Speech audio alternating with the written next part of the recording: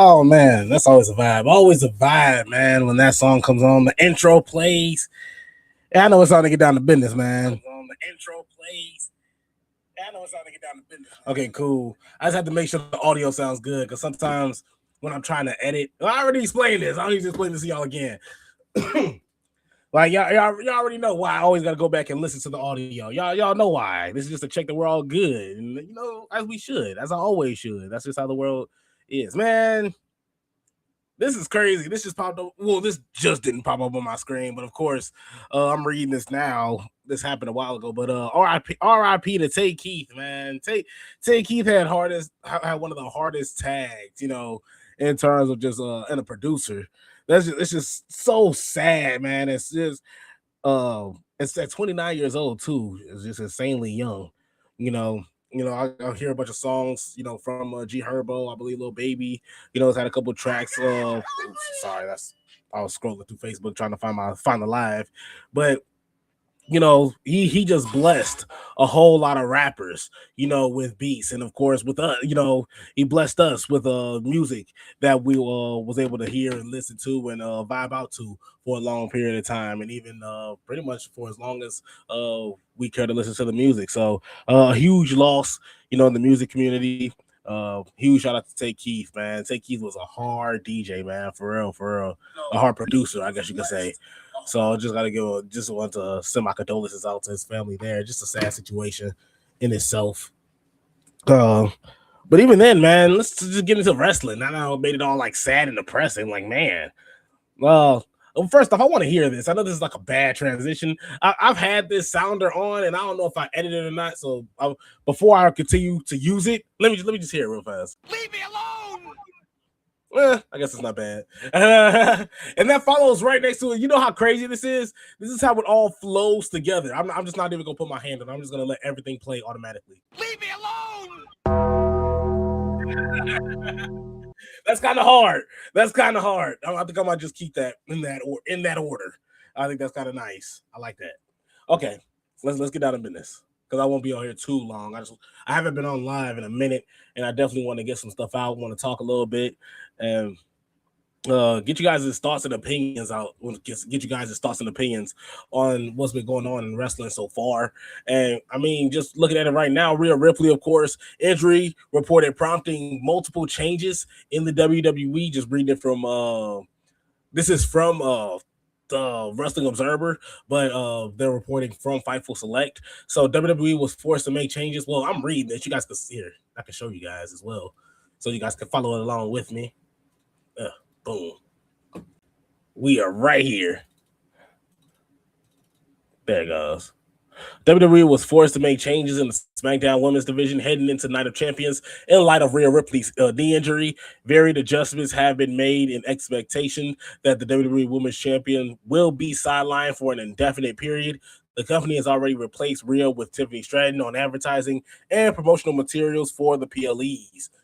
And so going on, Rhea has been making appearances on SmackDown for the past few weeks, but has not wrestled a match since Clash in Italy against Jade Cargill. Last week, it was announced that she has been assessed, for a knee injury, the nature of which remains unknown. Now, the champions will take place in Saudi Arabia, June 27th. Qualifying matches for King and Queen of the Ring tournaments are underway, with Obafemi and Io Sky securing spots in the finals so far. Seth and Braun Breaker will collide, yada, yada, yada. United States Championship, Trick Williams defends against Ricky Saints and Carmelo Hayes, with the challenger to be determined for a number one contenders match in the upcoming episode of SmackDown. Of course, it's them confirming the injury itself. And, oh, man, it's a tough one. Man. The women's division, of course, is going to, I won't necessarily say it's going to be hurt a lot because it's just a great amount of talent that hasn't even been seen as much, hasn't even been shown as much. We still haven't seen what Lyra Valkyria and Bayley, can do just in the singles run, in singles competition by themselves, and doing their thing. You still got the likes of AJ Lee, who kind of just disappeared. Don't know when she's coming back. It's rumors, so we don't know when she's coming back. That we don't know when AJ Lee. It's just a see you soon, and she just disappeared, just went off into the sunset.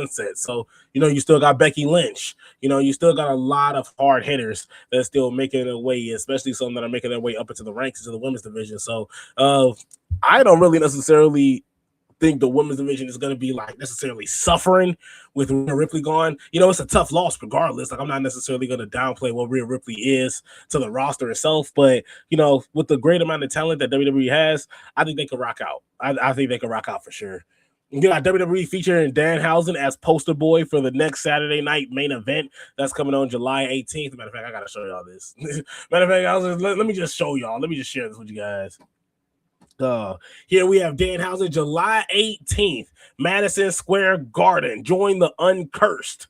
And of course, this is huge. Of course, him being the primary reason why the New York Knicks beat the San Antonio Spurs, and I just lost $1.87 on betting on the San Antonio Spurs and for Wemby to win Finals MVP as well. So, you know, my $1.87 went down the drain because of this freaking loser Danhausen that we're seeing right here. That's what I get when I see Danhausen. It's just something in my brain that just like, leave me alone.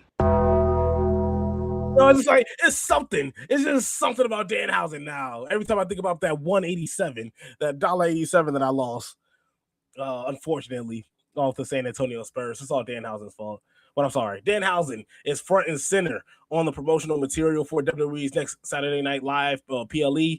1 month from today, and I'm calling it PLE because that's what it is, PLE. 1 month from today, Saturday's night main event will emanate from Madison Square Garden, home of the NBA champion New York Knicks. Danhausen became linked with the team when he supposedly uncursed them during the title run, and he is now WWE is now using that fact to promote the the July 18th event. Which, I mean, I can't hate on that. You know, it is that's smart. It's insanely smart. The graphic is now featured image on WWE.com for Saturday night main event show, which is happening during the Fanatics Fest weekend. Several current Knicks stars and legends are advertised for the Fanatics Fest convention, and it's expected that there will be representation from the team. Of course, Jalen Brunson was man. Let me tell y'all something.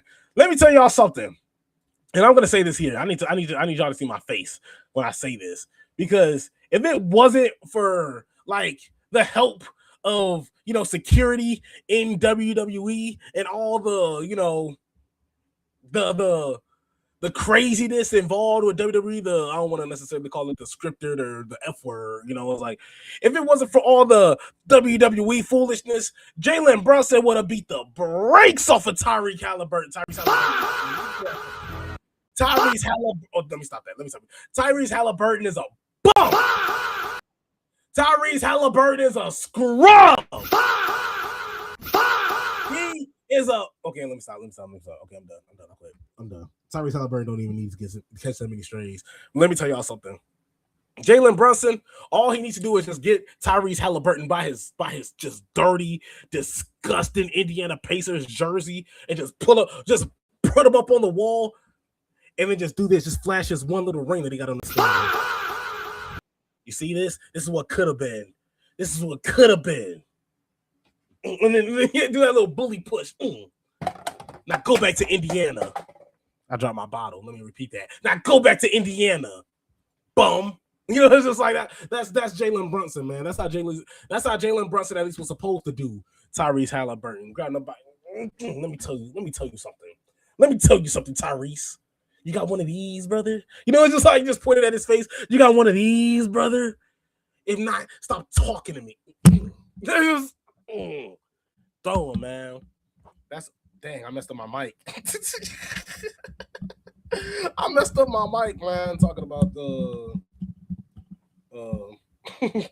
Jalen Brunson, Tyrese Halliburton, man. Well, that's how you gotta be, man. You gotta rough him up. Let me tell you something, Tyrese. Let me tell you something. That's your real name. You light-skinned bastard. You know, it's just like, no, I'm over here getting personal. Like, I'm over here getting personal with Tyrese Halliburton. Like, I'm over here, like he Devin Booker. You know, it's like he Devin. Like, I'm over here, like, let me tell y'all something. My Devin Booker hatred goes a long way. You know, it's like, it goes far. It goes far and it runs deep.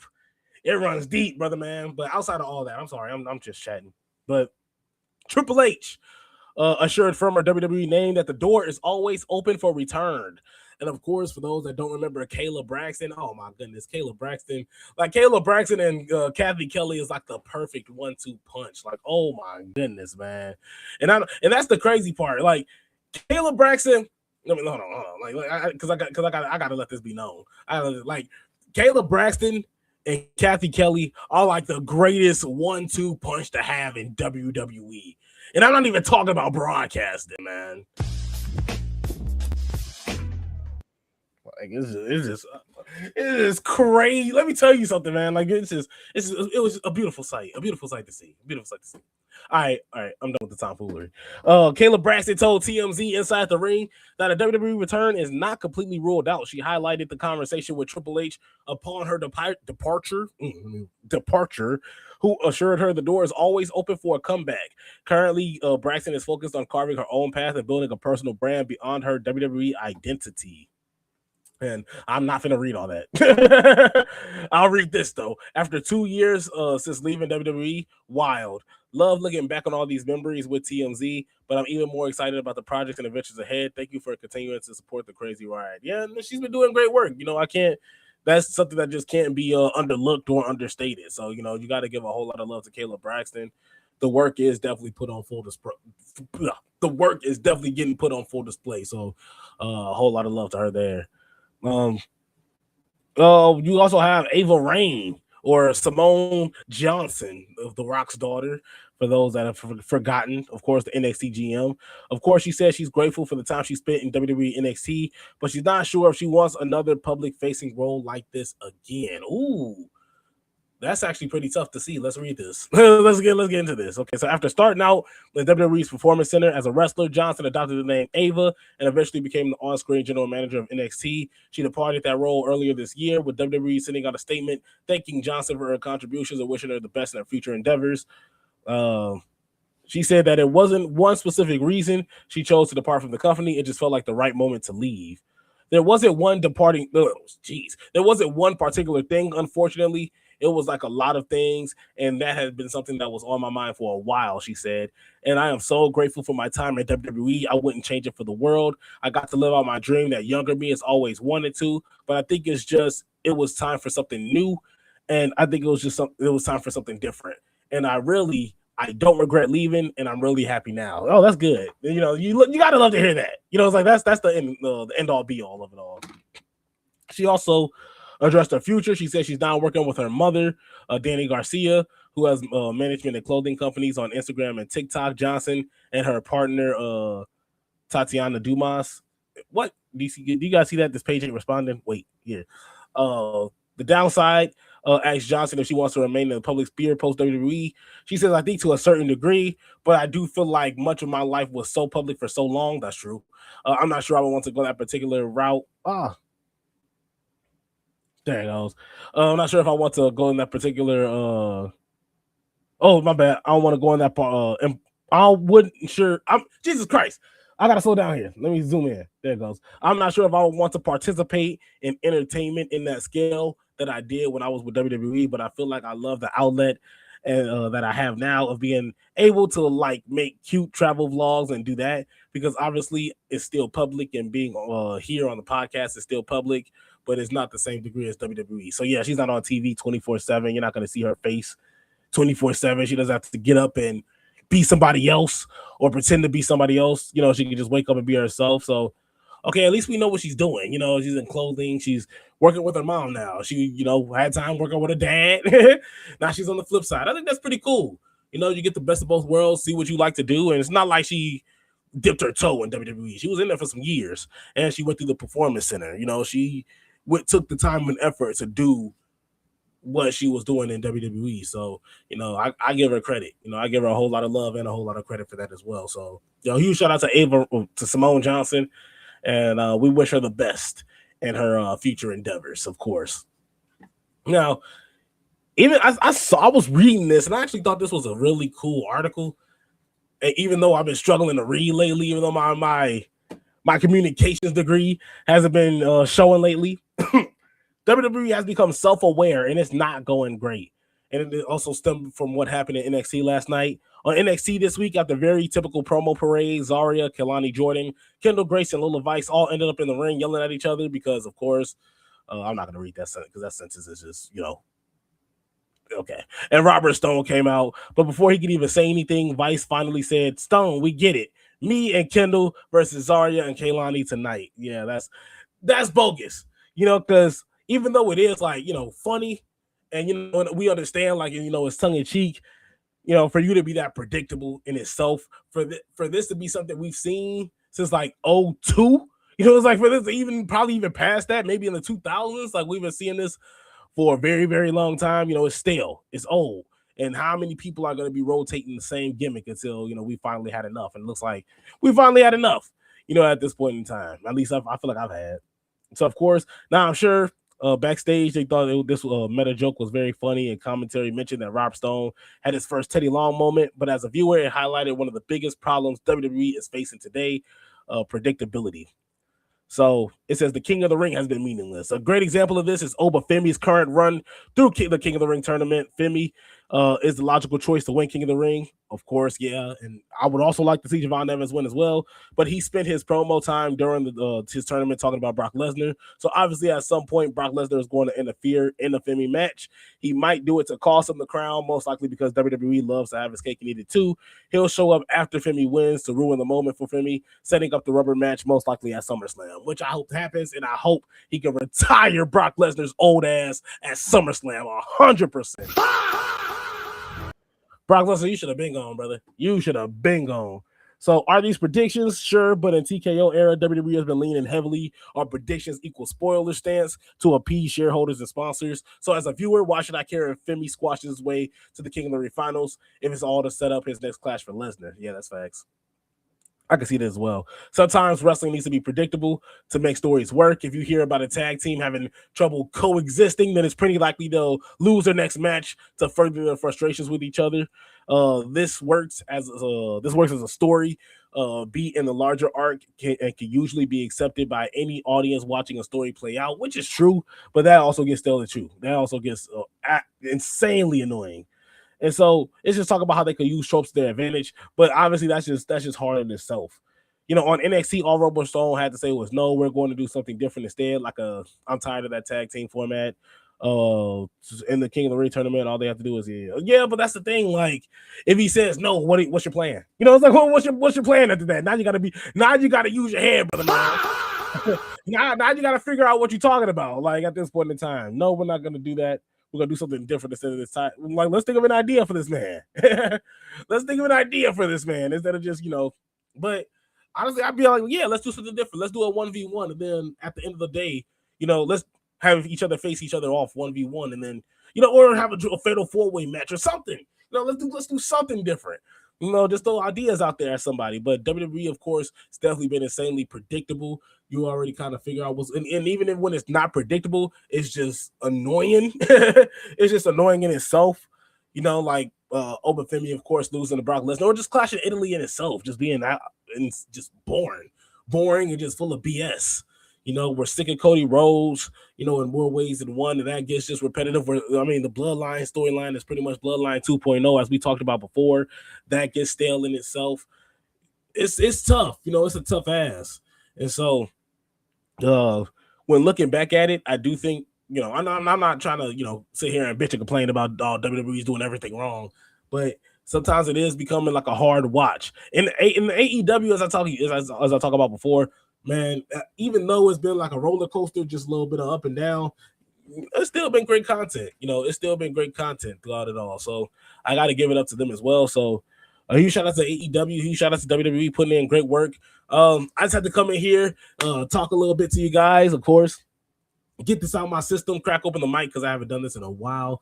I'll come back with fresher content as well as we get dive into more of the WWE matches, of course the AEW matches as well, do a little recap, and of course talk about the schedule we have, because I'm looking at Thursday, Sunday, Monday. Like Sunday, Monday, Thursday might be the days we do to go live on social media. So let me know what you guys think about that. Let me know what's going on in you guys' lives. Leave a comment, like, and subscribe. Thank you guys so much for tuning in, and I'll see you guys next time.